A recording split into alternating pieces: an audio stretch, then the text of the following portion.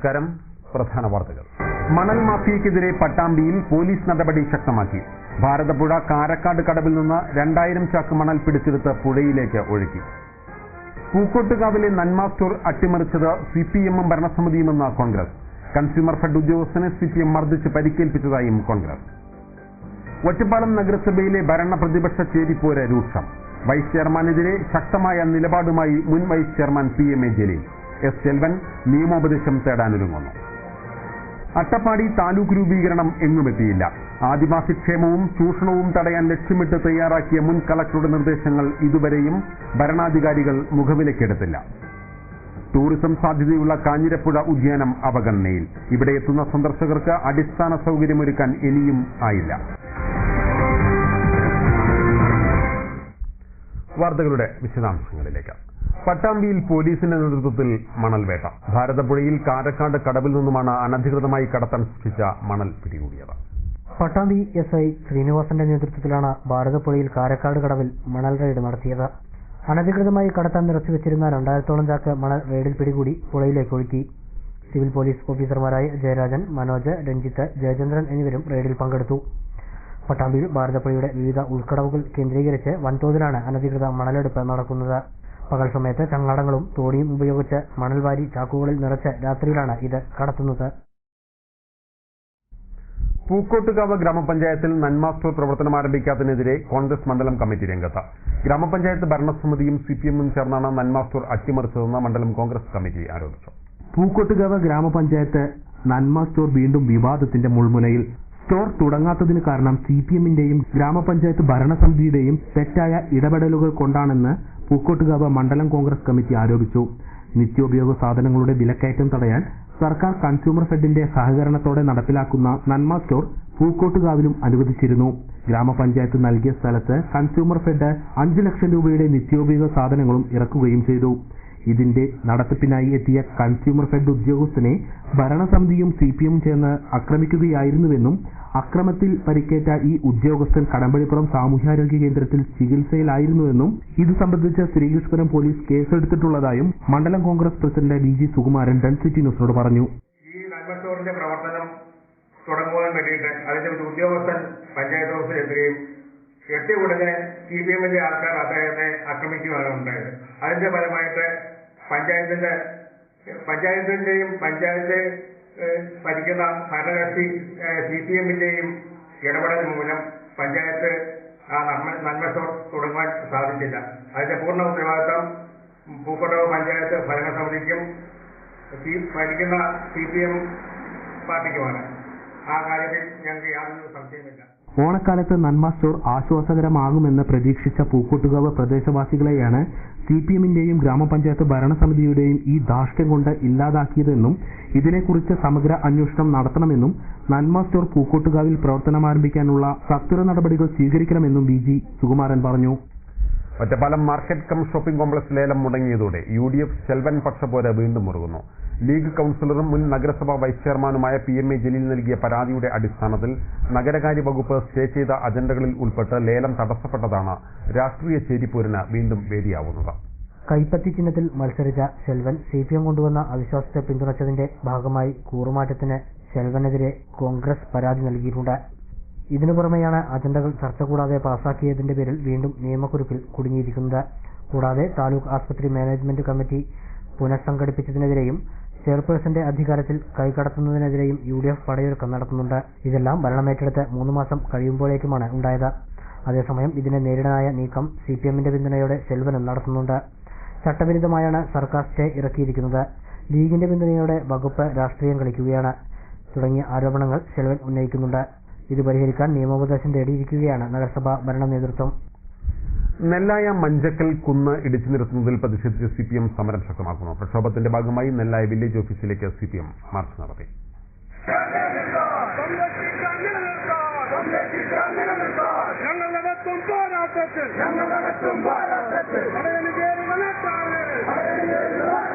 Nellaya village ഓഫീസിന് മുന്നിൽ നടന്ന പൊതുയോഗം CPM Cherpulassery area secretary KP Subhash ഉദ്ഘാടനം ചെയ്തു.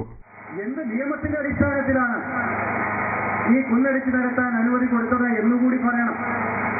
ഇവിടെ ഇപ്പോ സ്വാഗതം പറഞ്ഞപ്പോ സഖാവ് ഷാജു പറഞ്ഞല്ലോ, ഒരു 5 സെന്റ് സ്ഥലത്ത് ഒരു വീട് വെക്കാൻ ഒരു പാവപ്പെട്ട മനുഷ്യൻ ഒരു JCB കൊണ്ടുവന്ന് നിലവൊന്ന് ഒപ്പമാക്കിയാൽ എന്തോ ആറ്റംബോംബ് വീണ പോലെയല്ലേ നമ്മുടെ ഉദ്യോഗസ്ഥന്മാർ ചാടി വീഴ. വില്ലേജ് ഓഫീസർ പോവും, RDO ചെല്ലും, പോലീസുകാർ ചെല്ലും,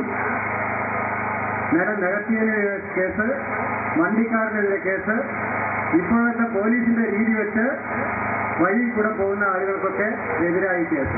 അതല്ലേ ഇപ്പോഴത്തെ സ്ഥിതി. എന്നാൽ പരസ്യമായി ഇത്തരത്തിലൊരു നിയമലംഘനം നടത്തുമ്പോൾ അതിനെതിരെ എന്തെങ്കിലും ഒരു പ്രതിഷേധം ഉന്നയിക്കുന്നതിന് പോലും ആരും തയ്യാറാവുന്നില്ല എന്ന് പറഞ്ഞാൽ അതിന്റെ അർത്ഥം എന്താ? ഏരിയ കമ്മിറ്റി അംഗവും നെല്ലായ ഗ്രാമപഞ്ചായത്ത് വൈസ് പ്രസിഡന്റുമായ N ജനാർദ്ദനൻ ചടങ്ങിൽ അധ്യക്ഷത വഹിച്ചു. ലോക്കൽ സെക്രട്ടറി I ഷാജു, ഗ്രാമപഞ്ചായത്ത് പ്രസിഡന്റ് KP വസന്ത എന്നിവർ പങ്കെടുത്ത് സംസാരിച്ചു. കുന്നിടിച്ച് നിരപ്പാക്കിയതിനെതിരെ അധികൃതർ ശക്തമായ നടപടിയെടുത്തെങ്കിൽ പ്രക്ഷോഭം ശക്തമാക്കാനാണ് CPMന്റെ തീരുമാനം. നെല്ലായ ചെറുപ്പശ്ശേരി ഗ്രാമപഞ്ചായത്തുകളുടെ അതിർത്തിയായ മഞ്ചക്കല്ലിലെ കുന്നാണ് കഴിഞ്ഞ ഏതാനും ദിവസമായി ഇടിച്ചു നിരത്തിയിരുന്നത്. ശക്തമായ കാറ്റിലും മഴയിലും വല്ലപ്പുഴയിൽ 200ഓളം വാഴകൾ നശിച്ചു. 1.25 ലക്ഷം രൂപയുടെ നഷ്ടമാണ് കർഷകർക്ക് ഉണ്ടായിരിക്കുന്നത്. വല്ലപ്പുഴ ഗ്രാമപഞ്ചായത്ത് 11ാം വാർഡിൽ ഉൾപ്പെടുന്ന പലകുറിശി കണ്ടലത്ത് ഇസ്മായിലിന്റെ 3 ഏക്കറോളം വരുന്ന പാടം പാട്ടത്തിനടുത്താണ് മുഹമ്മദ് അലിയും അബ്ദുൽ ഹമീദും വാഴകൃഷി ചെയ്തിരുന്നത്. 2200 വാഴകൾ വെച്ചതിൽ 500 വാഴകളും ചൊവ്വാഴ്ചയുണ്ടായ ശക്തമായ കാറ്റിലും മഴയിലും പൂർണ്ണമായി നശിച്ചു. 1.25 ലക്ഷം രൂപയുടെ നഷ്ടമുണ്ടായതായാണ് കണക്കാക്കുന്നത്. 20 ദിവസം കഴിഞ്ഞാൽ വെട്ടാൻ പാകത്തിനായ വാഴക്കുലകളാണ് പൂർണ്ണമായി നശിച്ചത്. തങ്ങളുടെ ഒരു പ്രധാനപ്പെട്ട വരുമാന മാർഗമാണ് നഷ്ടപ്പെട്ടതെന്ന് ഇരുവരും പറഞ്ഞു. നമ്മളൊരു വരുമാന മാർഗം, കൊല്ലത്തോട് കൊല്ലം നമ്മൾ ഒരു കൃഷി ചെയ്യുന്നു, ഇതിൽ കൂടെ വല്ലപ്പോഴും വല്ല പച്ചക്കറി ഇടും, അതുകൂടാതെ ഈ വാഴ വയ്ക്കും. വാഴ വെച്ചതാണ് നമ്മളെ പ്രതീക്ഷയാണ്, ഒരു കൊല്ലത്തെ പ്രതീക്ഷയാണ് ഇപ്പോൾ ഈ അസ്തമിച്ചിരിക്കുന്നത്. കാരണം ഇത്ര കൊല്ലം നമുക്ക് കിട്ടുന്ന ഒരു വരുമാനത്തിന്റെ ഒരു മാർഗം അതിപ്പോൾ നമുക്ക് നഷ്ടപ്പെട്ടുകൊണ്ടിരിക്കുകയാണ്. ഇതോടുകൂടി ഇപ്പം നമ്മളെ ഒരു പ്രതീക്ഷ, കാരണം ഇപ്പോൾ ഈ നമ്മൾ അധ്വാനം കഴിച്ചിട്ട് ഇനിയിപ്പോൾ കിട്ടിയാലും ഈ 1 ലക്ഷം രൂപ അല്ലെങ്കിൽ 1.5 ലക്ഷം റുപ്യ ഇപ്പം നമ്മൾ ഒരു കൊല്ലം നമ്മളെ അധ്വാനം പുറത്തെ കാശ് കൂടാതെ നമ്മൾ അധ്വാനത്തെ കിട്ടുന്ന കാശാണ് ഇപ്പം നമുക്ക് നഷ്ടം വന്നിരിക്കുന്നത്. പഞ്ചായത്തുകളിൽ വർഷം തോറും കാർഷിക മേഖലയ്ക്ക് ഫണ്ട് മാറ്റിവെക്കുമ്പോഴും തങ്ങൾക്ക് ഒരു ആനുകൂല്യം ലഭിക്കുന്നില്ലെന്നും ഇപ്പോഴുണ്ടായ നഷ്ടത്തിന് എന്തെങ്കിലും സഹായം ലഭിക്കുമെന്നാണ് പ്രതീക്ഷ എന്നും മുഹമ്മദ് അലിയും അബ്ദുൽ ഹമീദും പറഞ്ഞു.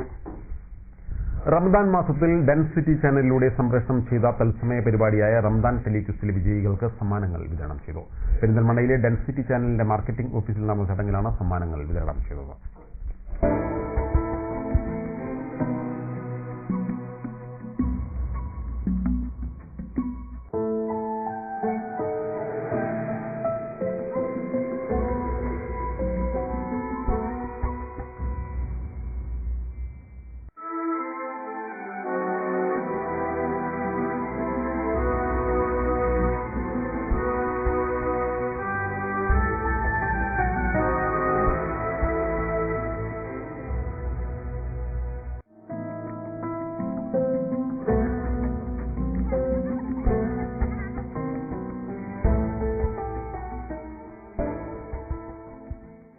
വ്രതാനുഷ്ഠാന നാളുകളിൽ വിശ്വാസികൾക്ക് അറിവ് പകർന്ന 8ാമത് വർഷമാണ് ഡെൻസിറ്റി ചാനൽ റംസാൻ ടെലിക്വിസ് തത്സമയം സംപ്രേഷണം ചെയ്തത്. റംസാൻ ടെലിക്വിസിലേക്ക് വിളിച്ച് വിജയികളായവർക്ക് ഡെൻസിറ്റി ചാനലിന്റെ പെരിന്തൽമണ്ണയിലുള്ള മാർക്കറ്റിംഗ് ഓഫീസിൽ നടന്ന ചടങ്ങിൽ സമ്മാനങ്ങൾ വിതരണം ചെയ്തു. Density channel marketing manager Faisal, assistant manager Fazal Rahman, density news chief reporter Sathar Anamangad, programme technical editor Nikhil Raj തുടങ്ങിയവർ റംദാൻ ടെലിക്വിസ് വിജയികൾക്ക് സമ്മാനങ്ങൾ വിതരണം ചെയ്തു. പെരിന്തൽമണ്ണയിലെ Chamayam textiles, Asian tiles and sanitary, Jos Alukkas jewellery, കരിങ്കല്ലത്താനിയിലെ V1 വെഡ്ഡിംഗ് കളക്ഷൻസ് എന്നീ സ്ഥാപനങ്ങളായിരുന്നു പരിപാടിയുടെ മുഖ്യ പ്രായോജകർ.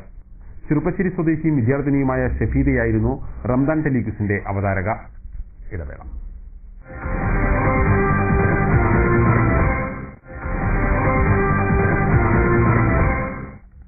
വാർത്തകൾ തുടരുന്നു.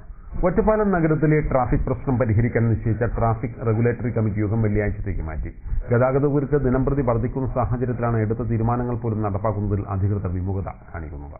കഴിഞ്ഞ ഒരു മാസമായി ടൗണിൽ ഉണ്ടായിക്കൊണ്ടിരിക്കുന്ന അഴിയാക്കുരുക്കിന് പരിഹാരം കാണാനായാണ് പോലീസ്, റവന്യൂ, MLA, നഗരസഭ, PWD, RTO എന്നിവർ ഉൾപ്പെട്ട ട്രാഫിക് കമ്മിറ്റി ചേർന്നത്. ഇതിൽ ഒരു സമിതിയെയും നിയോഗിച്ചിരുന്നു. ഇവർ ടൗൺ പരിശോധിച്ച് പാർക്കിംഗും നോ പാർക്കിംഗും ബസ് സ്റ്റോപ്പുകളും നിർദ്ദേശിക്കുകയും ചെയ്തു. എന്നാൽ ഇക്കാര്യത്തിൽ അന്തിമ തീരുമാനമെടുക്കേണ്ട യോഗമാണ് മാറ്റിയത്. ട്രാഫിക് കമ്മിറ്റി യോഗത്തിൽ ഇക്കാര്യം ഉടൻ തീരുമാനിക്കണമെന്നും അതിന് തീയതി ഇപ്പോൾ തന്നെ തീരുമാനിക്കണമെന്നും SI പറഞ്ഞിരുന്നു.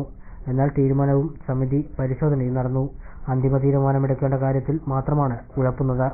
ഇത് വൈകുന്നതോടെ ടൗണിലെ ട്രാഫിക് നിയന്ത്രിക്കുന്നത് തോന്നിയ പോലെയാകും.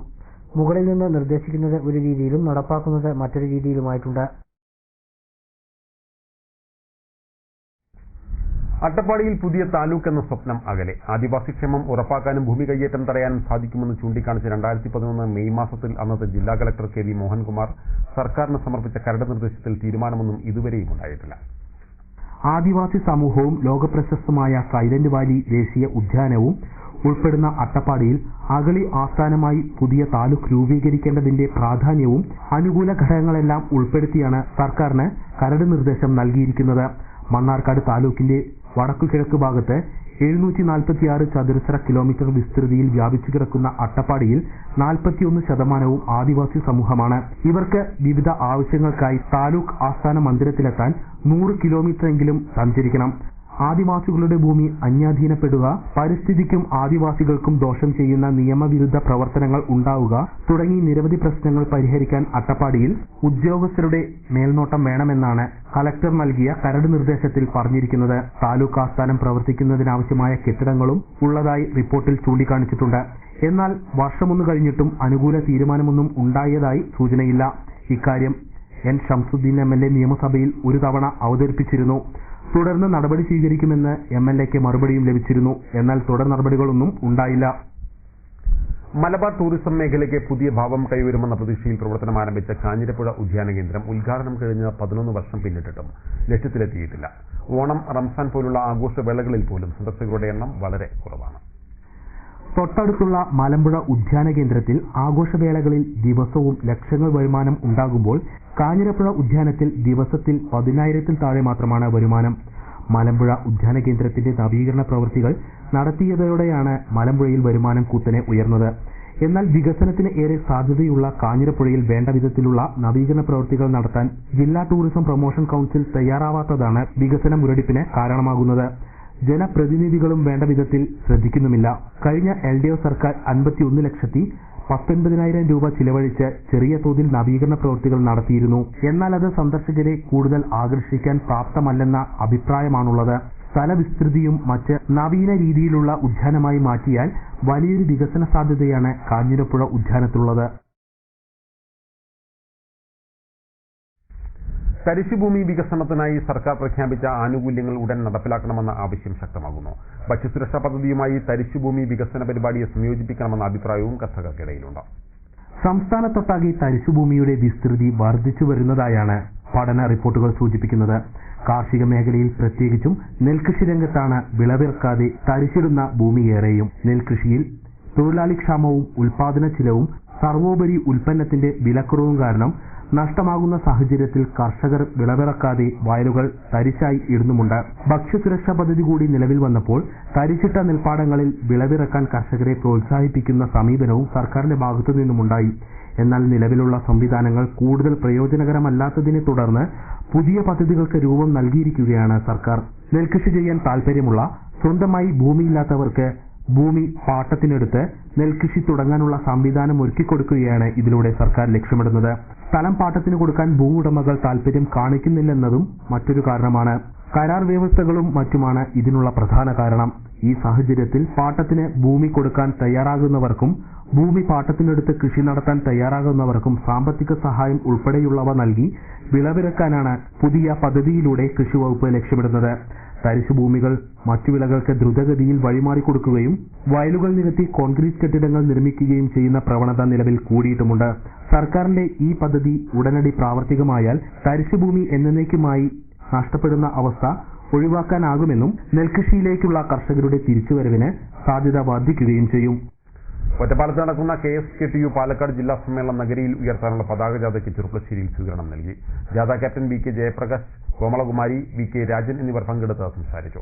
ചെറുപ്പശ്ശേരിയിൽ നൽകിയ സ്വീകരണ യോഗത്തിന് KSKTU area secretary Nandakumar, Unnikrishnan എന്നിവർ നേതൃത്വം നൽകി. വികസനത്തിന്റെ ഒരു പടം വെച്ച് അതിന്റെ പിന്നാമ്പുറങ്ങളിൽ നടക്കുന്നത് വലിയ തോതിലുള്ള ഭൂമി കച്ചവടമാണ്. കേരളത്തിന്റെ പ്രകൃതി സമ്പത്ത്, കേരളത്തിന്റെ ഭൂമി എല്ലാം തന്നെ വൻകിട കോർപ്പറേറ്റുകൾക്ക് പണയപ്പെടുത്താൻ വേണ്ടി ഉള്ള ചില നിലപാടുകളാണ് ഇതിന്റെ പിന്നിലുള്ളത്. ഒരു ഇടവേള കൂടി.